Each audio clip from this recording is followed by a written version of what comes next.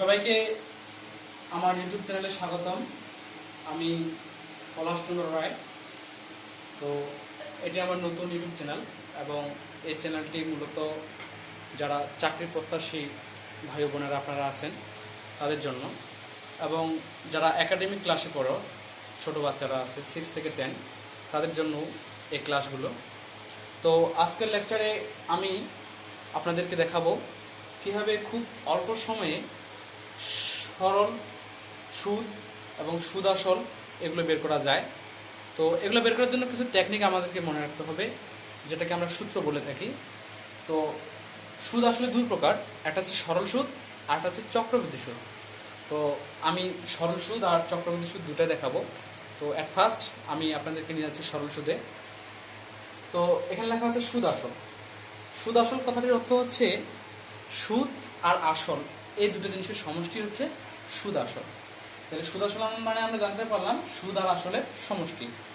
তো সরল সুদ আসল দুই প্রকার, একটা হচ্ছে সরল সুদ আর একটা হচ্ছে চক্রবৃদ্ধি সুদ।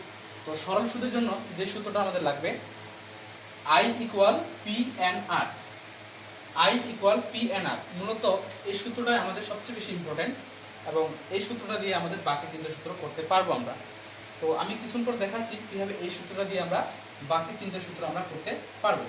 তার আগে আমরা দেখে নিই I = P/R এই কথাগুলোর অর্থ কী, প্রতীকগুলোর তাৎপর্য কী।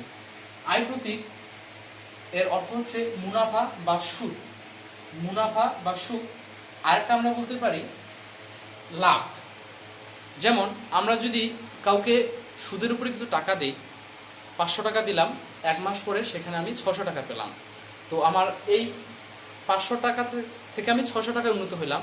তো 600 থেকে 500 টাকা বাদ দিলে 100 টাকা। এই 100 টাকা হচ্ছে আমার মুনাফা বা সুদ, যাকে ইংলিশে বলা হয় প্রফিট। পি পি এর অর্থ হচ্ছে আসল বা মূলধন, অর্থাৎ যে টাকাটা নিয়ে আমরা ব্যবসা শুরু করব সেই টাকাটাকে বলা হবে আমাদের আসল বা মূলধন। একে ইংরেজিতে বলা হয় ক্যাপিটাল অথবা প্রিন্সিপাল, অথবা একটা বলা হয় সাম। এন অর্থ হচ্ছে সময়। আর একটা জিনিস আমাদেরকে মনে রাখতে হবে, আপনারা সকলে একটু মনোযোগ দিয়ে দেখবেন যে এন অর্থ হচ্ছে সময়, এবং আমি এখানে লিখে দিচ্ছি ব্র্যাকেট দিয়ে, সময়টা হবে সবসময় বছরে। অর্থাৎ যদি মাস দেওয়া থাকে তাহলে মাসটাকে অবশ্যই আমাদেরকে বছরে কনভার্ট করতে হবে। তো সেটা আমি একটু করে দেখাবো কীভাবে মাসকে বছরে কনভার্ট করতে হয়। যার ইংরেজি হচ্ছে টাইম, সময়। আর হচ্ছে সুদের বা মুনাফার হার। আর অর্থ হচ্ছে সুদের বা মুনাফার হার, যাকে বলা হয় রেট অফ ইন্টারেস্ট। অর্থাৎ আমি কিছু টাকা দিলাম, 500 টাকা দিলাম, 1 মাস পরে 600 টাকা পেলাম। তো এই 100 টাকা আমরা পেলাম, সেটা আমার কি হারে আসলো, সুদটা কত পার্সেন্টেজ হারে আসলো, সেটা শতকরা হারে প্রকাশ করতে হবে। তো এটাকে বলা হবে আর মানে সুদের বা মুনাফার হার, রেট অফ ইন্টারেস্ট। তো এখন আমি দেখাবো যে I = P/R থেকে কিভাবে এই বাকি সূত্রগুলো পাওয়া যায়।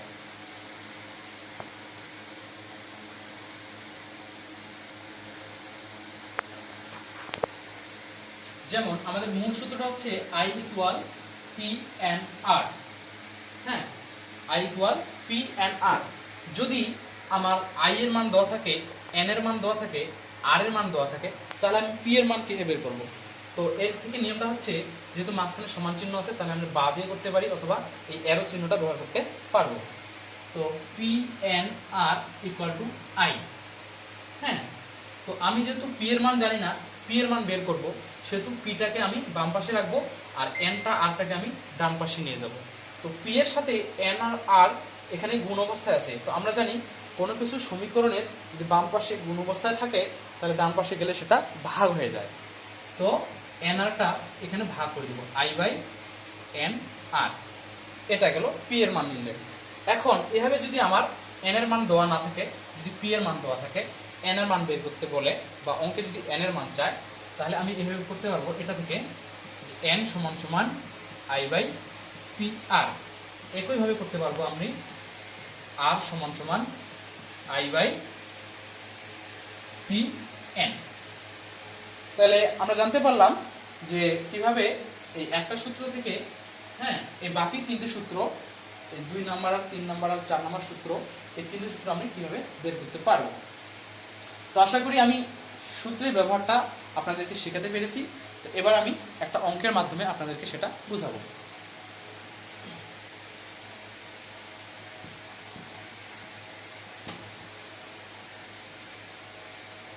আমি এবার যে অঙ্কটা দিব সেটা চাকরি পরীক্ষায় প্রায়শই এসে থাকে। যেমন এখানে একটা অঙ্কের কথা বলেছে ওরা,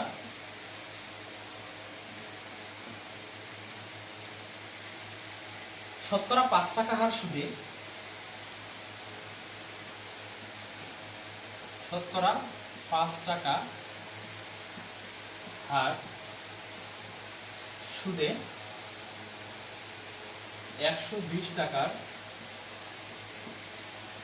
3 বছরের মুনাফা কত? তো অঙ্কটা বলছে যে শতকরা 5 টাকা হার সুদে 120 টাকার 3 বছরের মুনাফা কত। তো এই অঙ্কগুলো করার টেকনিকটা খুবই সিম্পল, কিন্তু তার আগে বুঝতে হবে যে এখানে যে আমাদের মানগুলো দেওয়া আছে এই মানগুলো কোন প্রতীকের ব্যবহার করা হয়। তো প্রথমে বলছে শতকরা 5 টাকা হার সুদে। তো এটাকে যেহেতু হার সুদে বলছে, তাহলে এটাকে আমাদেরকে ধরে নিতে হবে সুদের হার। তো এখানে সুদের হার আর ইকুয়াল টু 5। আর সুদের হারকে সবসময় মনে রাখবেন আপনারা, সুদের হারকে সবসময় পার্সেন্টেজ দিয়ে হিসাব করা হয়, মানে শতকরা দিয়ে হিসাব করা হয়। তো যখনই পার্সেন্টেজ থাকবে, এই কথাটা যদি থাকে শতকরা 5 টাকা হার সুদে, তাহলে অবশ্যই একটা পার্সেন্টেজ আপনাদেরকে বা শতকরা চিহ্ন এখানে বসাতে হবে। আর পার্সেন্টেজটাকে কখনো রাখা যাবে না, পার্সেন্টেজটা উঠে দিয়ে সবসময় মনে রাখতে হবে পার্সেন্টেজ মানে 100, পার্সেন্টেজ মানে 100। আর পার্সেন্টেজটা উঠে দিতে গেলে আপনাকে এই মানটাকে 100 দ্বারা ভাগ করতে হবে। তারপর বলছে 120 টাকা, 120 টাকা সে 3 বছরের জন্য সুদ দিছিল, 3 বছরের জন্য সে 120 টাকা ইনভেস্ট করছিল, মানে বিনিয়োগ করছিল। তো যে টাকাটা বিনিয়োগ করা হয় বা ব্যবসায় লাগানো হয় প্রথম অবস্থাতে, সেই টাকাটা আমরা বলি আসল বা মূলধন, যেটাকে প্রকাশ করা হয় পি দ্বারা। তো এখানে আসল পি সমান সমান 120 টাকা। আসল হচ্ছে 120 টাকা, এটাকে পি দ্বারা প্রকাশ করা হয়। আর 3 বছরে, তো আপনারা অনায়াসে বুঝতে পারছেন 3 বছর মানে এখানে সময় উল্লেখ করা আছে। তো এখানে আমাদের সময়টা সবসময় বছরে করতে হবে, যেহেতু সময়টা এখানে বছর দেওয়া আছে, তাহলে আর পরিবর্তন করার কোনো প্রয়োজন নেই। তাহলে সময় n ইকুয়াল 3 বছর। সাইজ হচ্ছে মুনাফা, মুনাফাকে আমরা জানি আয় দ্বারা প্রকাশ করা হয়। আর মুনাফার কিন্তু আরেকটা নাম আছে সুদ। তো এখানে মুনাফার কথা বলছে, তো আমরা এটা লিখব মুনাফা আয় সমান সমান হোয়াট। তো দেখেন আমরা খুব সহজে মানগুলো বের করতে পারলাম। আমাদের এখানে সুদের হার দেওয়া আছে, আসল দেওয়া আছে, সময় দেওয়া আছে, মুনাফা আয় এর মান বের করতে বলছে। তো আমরা জানি প্রথমেই যে আমাদের সূত্রটা ছিল যে মুনাফা আয় সমান সমান পি এন আর। এখানে দেখুন আমাদের পি এর মান জানা আছে, এখানে এন এর মান জানা আছে, এখানে আর এর মান জানা আছে আমাদের এখানে। তো খুব সহজে আমাদের মুনাফা চাইছে, এটা আমরা বের করতে পারবো। তো এখন যদি আমরা মানগুলো বসাই, পি ছিল আমাদের আসল 120 টাকা, সময় ছিল 3 বছর, আর ছিল 5/100। তো আমরা যদি এখন কাটাকাটি করি, হ্যাঁ 0 0 কেটে দিলাম, 5 2 10, 5 হচ্ছে 5, হ্যাঁ 6 2 12, তাহলে এটা গুণ করে উপরে বসাতে হবে নিচে। তো নিচে রেখে কোনো মূল্য থাকে না, তো আমরা এখন গুণ করি 3 6 18 টাকা। তাহলে আমরা বুঝতে পারলাম যে শতকরা 5 টাকা হার সুদে 120 টাকা 3 বছরের মুনাফা আসবে আমাদের 18 টাকা। ওকে, মুনাফা 18 টাকা। তো এখন আপনারা অনায়াসে আমরা বুঝতে পেরেছেন আশা করি। তো এখন আমরা যে প্রথমে একটা কথা বলছিলাম যে কিভাবে আমরা মাসকে আমরা বছরে রূপান্তর করতে পারবো। তো এটা একটা খুব ইজি জিনিস। যেমন আমরা জানি যে 1 বছর সমান হচ্ছে 12 মাস। আমরা জানি কি 1 বছর সমান সমান 12 মাস। তো কোন অঙ্কে যদি দেওয়া থাকে এখানে যদি 3 বছর না দিয়ে ধরতো 6 মাসে,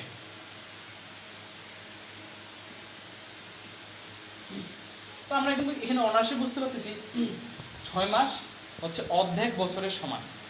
তাহলে আমরা 6 মাসটাকে যদি বছর করি তাহলে 6 মাস সমান সমান আমরা 1/2 বছর বলতে পারবো। কিংবা আমরা অন্যভাবে বের করতে পারি, যেমন আমরা জানি 12 মাসে 1 বছর, অতএব 1 মাসে কত বছর হবে? 1/12 বছর। অতএব 6 মাসে কত বছর হবে? 1 গুণন 6/12, 6 গুণা 12, তাহলে উপর থাকছে 1 নিচে 2। এভাবেও আমরা মাসকে বছরে তৈরি করে নিতে পারবো। আশা করছি আমি এটা বুঝতে পেরেছি। তো এখন যদি 6 মাস থাকতো তাহলে আমরা কিভাবে করতাম অঙ্কটা, আমি সেটাও দেখে দিচ্ছি। তো এটা সুদের হারটা একই থাকবে, r ইকুয়াল 5/100, সরি আগে 5% লিখি আপনাদের বুঝতে সুবিধা হবে। 5% সমান সমান 5/100, আর পি হচ্ছে 120, হ্যাঁ, এন হচ্ছে 6 মাস। 6 মাস মানে আমরা জানি হাফ বছর, আর আই সমান সমান হোয়াট। এক্ষেত্রে দেখি আমরা জানি আই সমান সমান পি এন আর। পি এর মান হচ্ছে 120, এন এর মান হচ্ছে হাফ, আর এর মান হচ্ছে 5/100।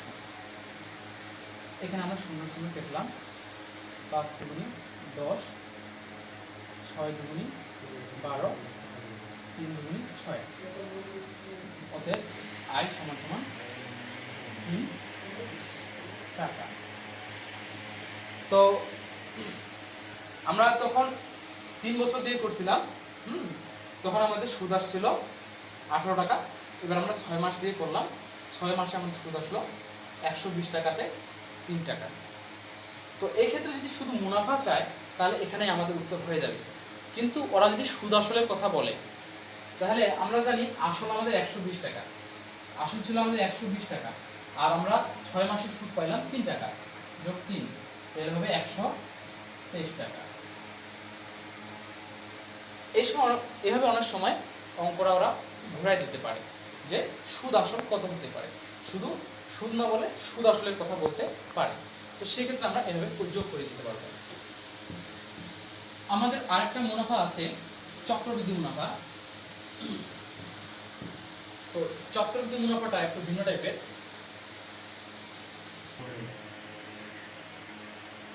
তো চক্রবৃদ্ধি মুনাফা আরেকটা জিনিস আছে, তো সেটা আমরা আগামীকালকে বিস্তারিত আলোচনা করব।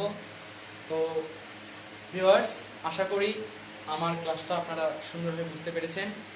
তো আমি চাইবো আপনারা আমার এই ইউটিউব চ্যানেলটিকে সাবস্ক্রাইব করবেন, বেশি বেশি করে ভিউ করবেন, শেয়ার করবেন, এবং কোনো সমস্যা থাকলে অবশ্যই আপনারা কমেন্ট করবেন।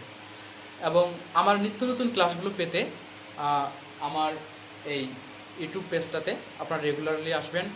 আর আমি ফেসবুক পেজে আমার ক্লাসের যে লিঙ্কটা সেটা দিয়ে দিব। প্রত্যেক দিন আমার ক্লাস থাকবে, যেমন আগামীকাল ঠিক এই সময়ে, হ্যাঁ, আগামীকাল ঠিক এই সময় আমি চক্রবৃদ্ধি মুনাফা বোঝাবো।